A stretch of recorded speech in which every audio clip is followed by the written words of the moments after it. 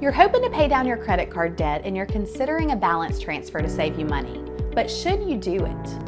My name is Valerie Leonard, co-founder of Grinkmeyer Leonard Financial, and my job is to help my clients make wise financial choices.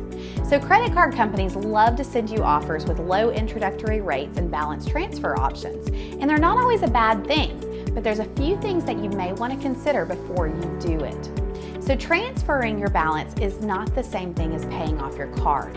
If you're going to move to a card with a lower interest rate or even a 0% interest rate, that is great. But you need to be disciplined enough to make payments that are going to be large enough so that your balance is going to be paid off by the time the introductory rate expires. Otherwise, you could end up paying more interest over time. Balance transfers can also negatively impact your credit score. Many people don't know that. So when creditors look at you, they want to see that you're paying your bills on time. They want to see that you're reducing your balances below 35% of your available credit, maybe even lower.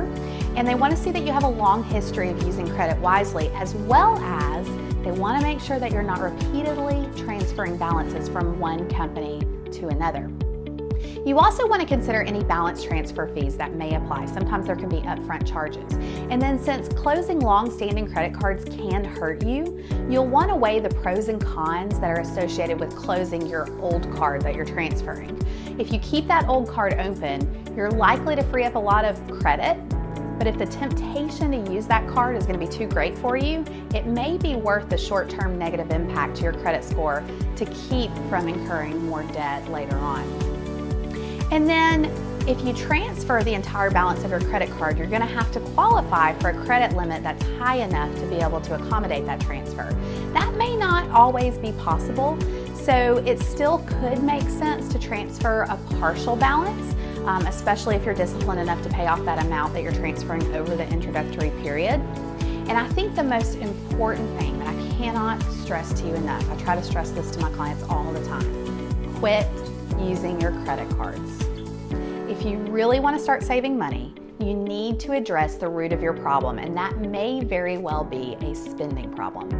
So a cash reserve is an excellent alternative to using credit cards for emergencies, and you may want to consider building your cash reserve while you're simultaneously paying off your debt.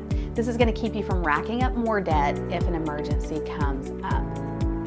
So for more tips on making wise choices about your money, visit my blog, wisdomandsense.com, and I'm happy to be your guide along the way. So if you want to talk further, reach out to me.